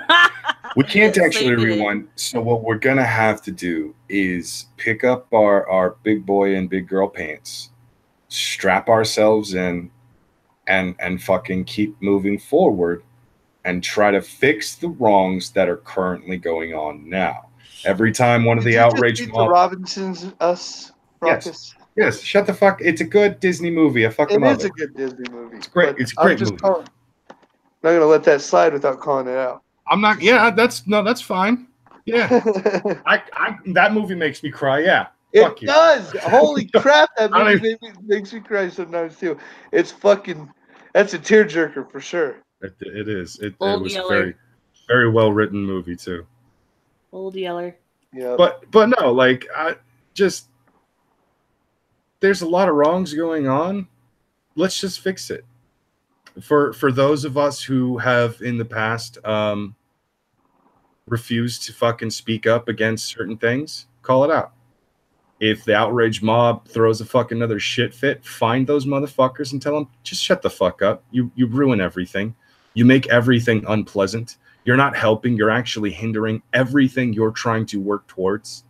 Every single time somebody actually tries to make something a bigger deal than it really needs to be, just smack them down with logic. Smack them down with reason. This is not going to... It's not going to solve itself. It's one thing that a lot of people that have not gotten involved or basically kept out of because of one reason or another. Maybe you don't want to lose your friends. You don't want to risk losing your friends, whatever the case is. But let's just be honest here. It's not going to fucking solve itself. If you leave these people to their own devices, one, they're going to create a civil war. Let's be honest. It will eventually happen. But mostly it's just going to get worse. You don't heal a broken bone by simply pretending, okay, well, if I just leave it alone and it'll heal on its own. No, you have to fucking stick that shit back together the way it should be. Make sure everything is nice and kosher inside, and then hold a cast over it, keeping everything in its place. Wait the allotted time, and then rip the cast open. It should be fine. The world is fucking shit, and I've been losing myself in old school shows and movies just to make myself feel better. If anybody else is on the same fucking path, hey, share some movies with me on Twitter at Sister May. Mel Brooks. Anything Mel Brooks. I highly recommend watching Dracula Dead and Loving It, History of the World Part 1, and Young Frankenstein. Yeah. Just to start with. Just to start with. Because you want to savor the Blazing Saddles. You want that to be your finale. Yeah. Right? Oh, the greatest Mel Brooks. It really is the greatest Mel Brooks movie. To be honest, it is. It really, really is. So let's talk about something good. Right? Yes. Talk about excited squirrel. Sure. Well, pep me up. Fuzzy warm story. Pep me right up, Sinestro. Do we want to do the squirrel or do we want to do the school bus driver? Squirrel. Let's get Squirrel. You've made us wait long enough. Yes. Okay. Surprise! Squirrel gives a UPS driver a friendly welcome. A Chicagoans Ring app caught an unexpectedly friendly moment on Wednesday when a squirrel jumped onto the back of a UPS driver as he made his delivery.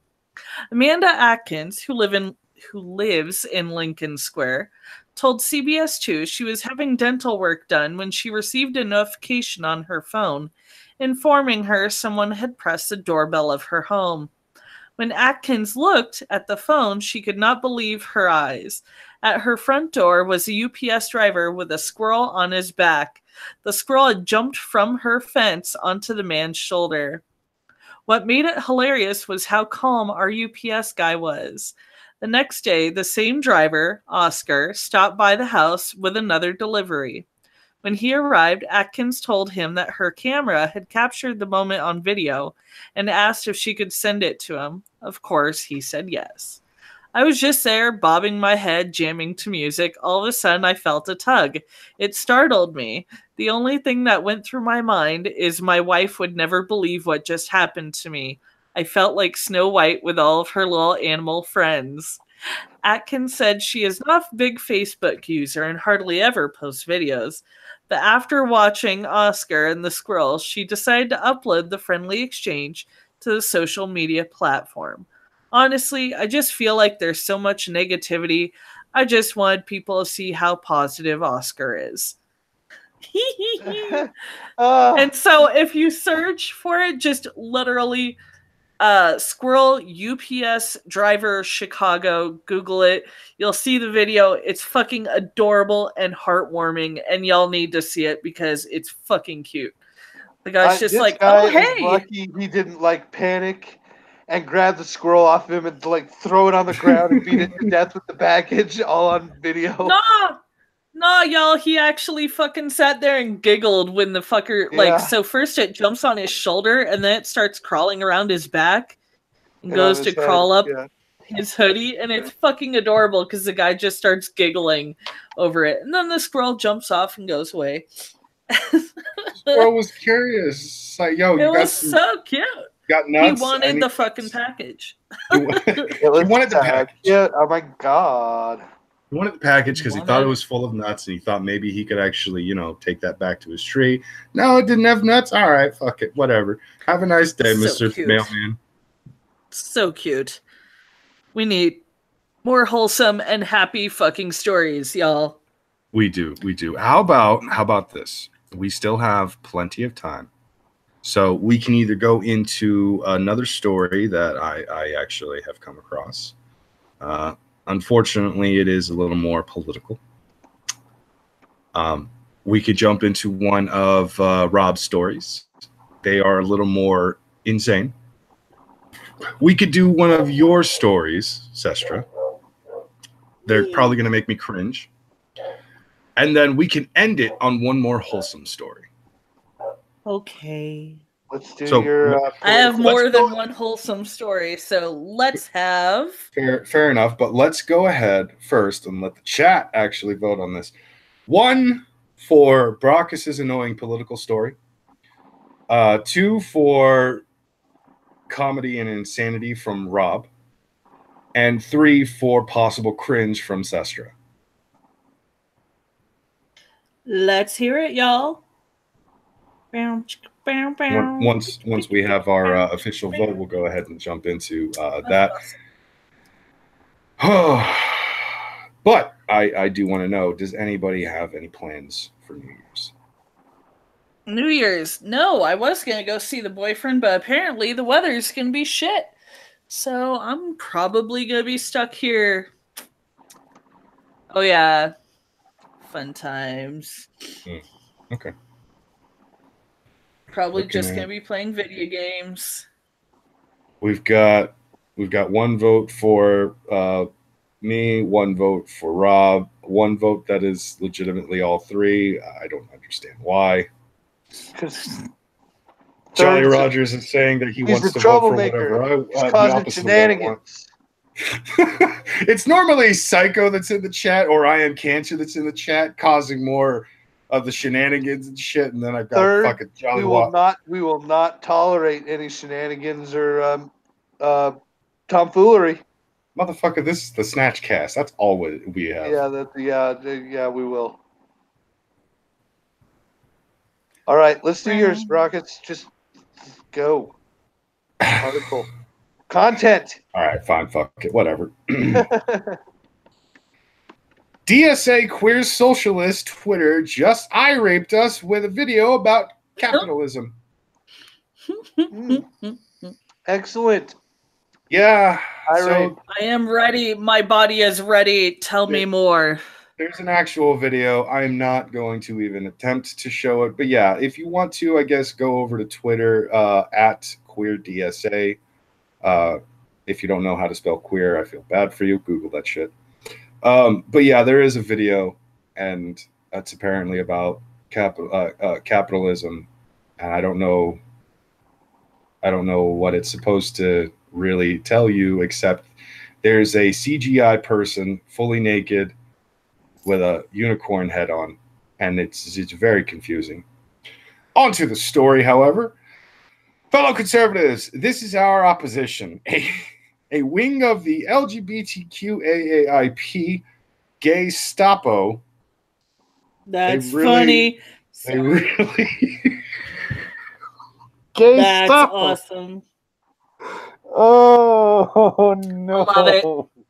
I approve of this message. God damn it, Courtney! I love Well, you. at least thus far. Calling itself. I love puns, y'all. Puns are great, especially when you realize what they had just done, and it makes so much goddamn sense, and it hurts. DSA Queer Socialists created an animation of a mostly man with a Ken doll-like groin and a purple unicorn head, obviously, as a way to teach kids about the evil ways of capitalism. This is real. This is weird. Oh, this is why you avoid hard drugs. No, this is why you do hard drugs, because you see shit like this and you need to erase it from your memory. Right. The cause of and solution to all of life's problems. At this point, it really is. But might be reconsidering them. Oh, that was. This is why you avoid hard drugs, but might be reconsidering them. You know what? That is great. That is a brilliant 2-sentence ender for that paragraph. Christmas parties are upon us. There will be more than a few people who will have more than a few drinks and need to engage in a lot of lulls among their friends. Bookmark this video. I bet it's even funnier after tequila shots. I doubt it. Or if that's not your thing, 3 or 4 glasses of eggnog, the good kind of eggnog. And you know what? Recently, Anon told me about a nice mixture of eggnog that I definitely want to fucking indulge in. Basically, it's just eggnog with Fireball in it. It didn't hit. Fireball. It's cinnamon whiskey. Yeah, I never liked Fireball. Cinnamon in the eggnog. God damn it, drink it. Also, Jack Daniels does provide an alternative to Fireball whiskey. Actually, there are several cinnamon whiskeys out there. So cinnamon whiskey is fucking shit. It's great. Fuck you. It's shit. Nothing says take us seriously like a naked unicorn man dancing while next text pops up indiscriminately, even Star Wars style. Oh, for Christ's sakes! If you were I know, I'm listening to everything that guy says. If you were preoccupied searching for your drop jaw, here's the gist. Capitalists created the working class by disposing of dispossessing us of alternate means of survival. Yes, 2 instances of by. Wow. No explanation on who us is here, but I'm assuming the dance gay pony men. Are they a thing? Are they real? Do I have to go to gay nightclubs just to find out if dancing naked pony men exists? Ask our chat. Somebody in the chat knows, I'm sure. Psycho probably knows. Essentially, according to this video, people tended gay, but the capitalism somehow coerced people to be straight for the express purpose of making babies, who'd one day work in factories. DSA maintains the working class is queer and is telling you to be gay. Please stop. The default is straight.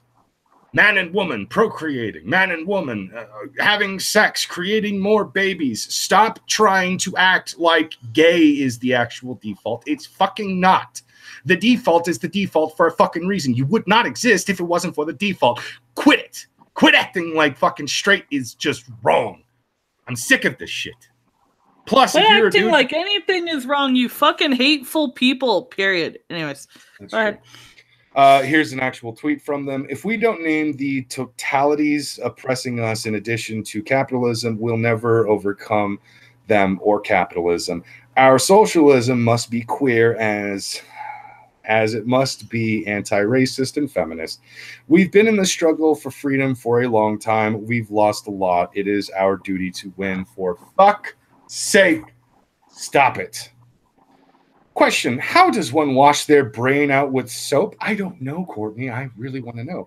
Do you think the soap goes in the ears, or should I shoot it like a line of Coke? I'm gonna try the line of Coke one and see if that works. I didn't see any sources cited in the video, but I'm thinking some mushrooms may have been involved. Here, let's do a palate cleanse with something that actually does make sense. And then it has that's fucking funny. It is Steven Crowder's Why Democratic Socialism Doesn't Work. I'm not surprised, because this is actually from Louder with Crowder. That's Courtney Kirchhoff, a very lovely woman that works over there, who I find to be quite amusing. I love her fucking stories. I love her writing. She is very good at what she does. Good head on her shoulders. I just love good writers. Right? Courtney always gives the best shit. Mm-hmm. Oh, for fuck's sake. Okay, that... Look, capitalism works. It has worked for a long time now. Socialism doesn't work. It never worked. It continues to not work. Communism doesn't work. It's never worked, and it continues to not work. Why do people not understand this? Because every single time you point out, well, that wasn't real socialism. No, it was. That's the problem. That wasn't real communism. No, it was. That's the problem.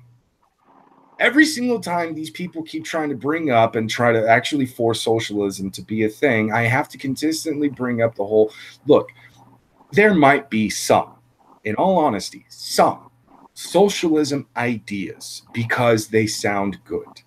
You can sample from other ideologies and actually, make a better fucking form of government, okay? You can do this. For fuck's sake, our own form of government is actually sampled from several. It's as simple as that. But socialism does not work. Not capitalism. Communism does not work. These are two systems that has time and time again proven that it just doesn't fucking work. And one of the main reasons why is that inevitably you will always get the people that can fucking take advantage of socialism and communism. And they do, and they fuck everything up. Mm-hmm. It annoys the piss out of me because on paper, socialism probably even sounds wonderful.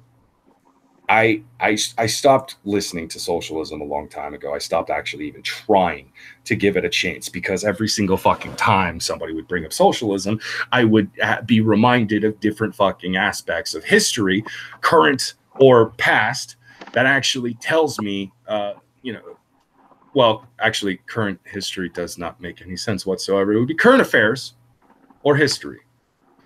And it would show socialism doesn't fucking work. Same with communism. Communism doesn't fucking work. Oh, but look over in China. Really, look over in China. That's a great idea. Yeah, look over in China. Definitely look over in China. Go ahead and look over in Russia. Look over in China where they're having their fucking... Oh, what is it? Their re-education camps, y'all. But no, let's not talk about that. Yeah, let's not talk about that. We need to implicate socialism. Go ahead, Venezuela. Explain why that doesn't work. These people don't fucking get it. Brock, just kill that fucking dog. Again, can't do it. Kill it. You know you want it. I was about to say that's the first time I heard the dog tonight, so actually not bad. Yeah, well, I did tell you earlier, just give it time. It actually has been making up a racket a few times tonight, but it took it an hour. I'll say that much. It took an hour for the dog to actually start some shit. Fucking hell. I can't stand the goddamn socialism, communism argument and stuff because it even if it starts off nice, it always ends fucking horrible. It's somewhere in the middle. There's someone fucks up or someone brings up something that points out why it doesn't fucking work. Whatever the case is, it always starts off nice enough, but it never goes right.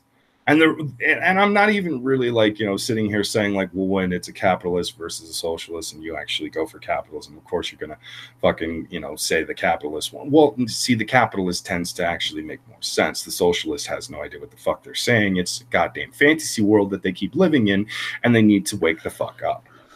Cortez, dumb fucking bitch with your goddamn crack eyes. A woman looks like she was born with cocaine in the veins. It's fucking insane. Fucking amazing. That's enough of me being fucking me. God damn it. I hate politics. I hate what it's turned me into as well. I especially hate what it's turned me into. I'm not a fan. I mean, I like it, but at the same time, sometimes I want to kick my own ass. We still love you, man. Don't! We still love you, man. Don't! I don't deserve love.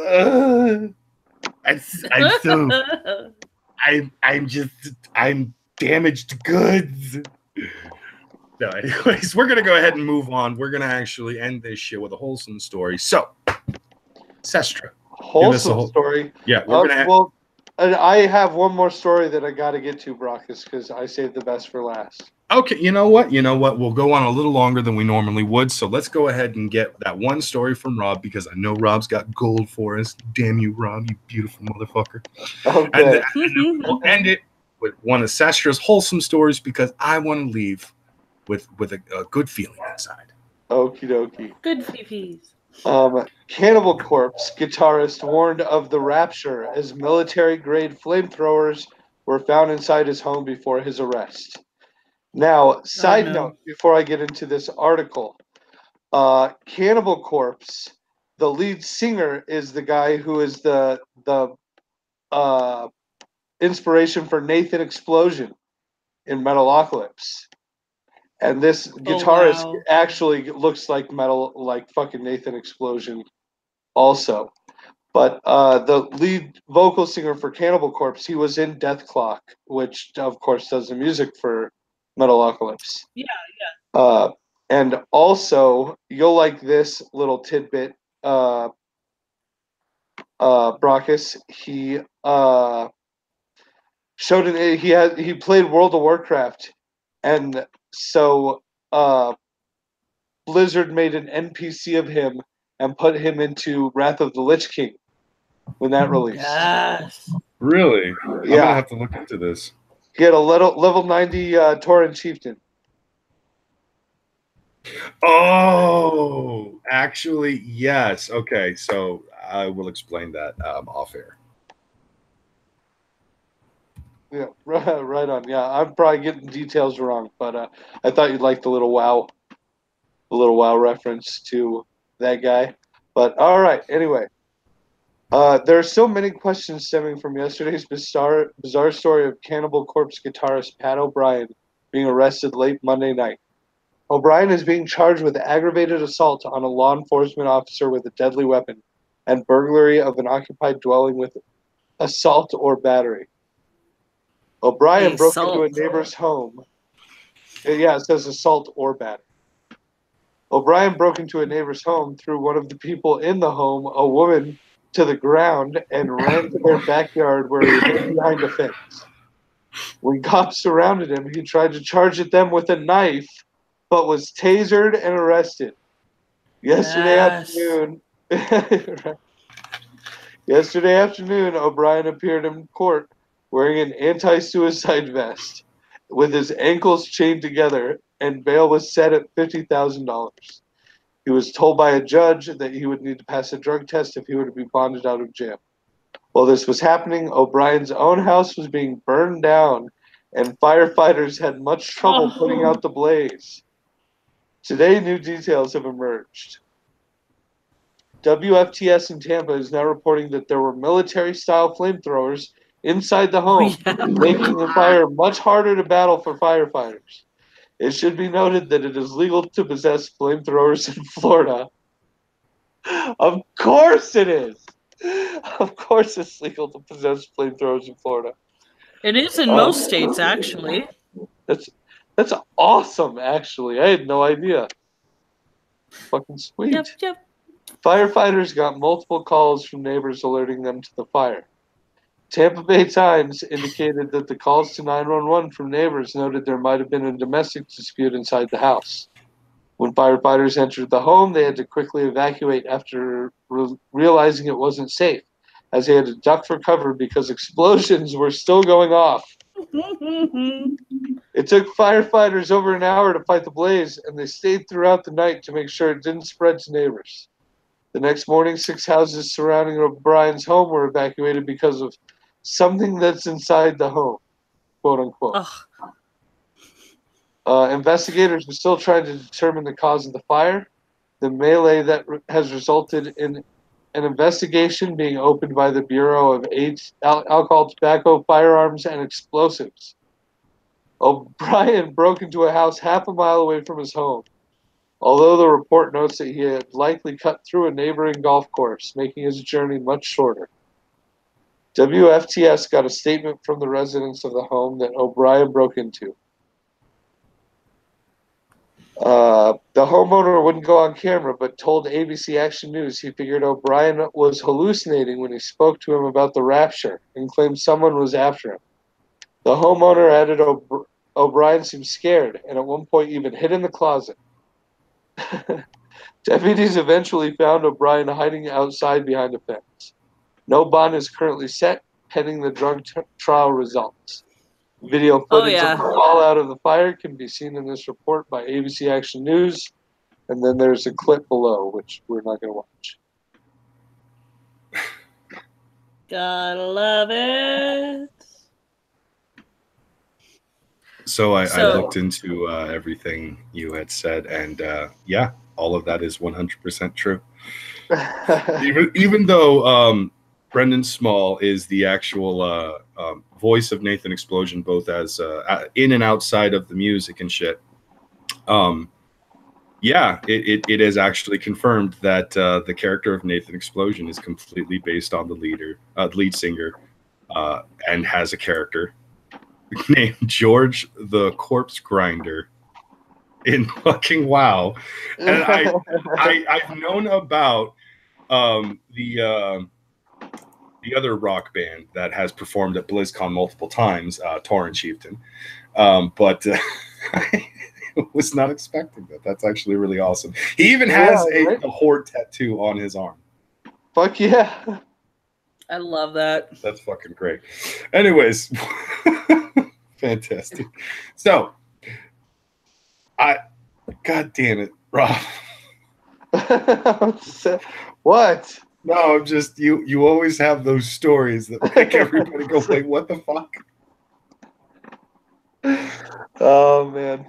All right. So we're gonna go ahead and end this on heartwarming, give you the warm and fuzzies on the insides, kind of like as if you just took a couple of shots of your favorite booze and you're just like, I'm feeling good. Thestra, take us away. I am actually going to end this with 4 very short stories, but all very sweet stories. They are very, very short, so listen closely.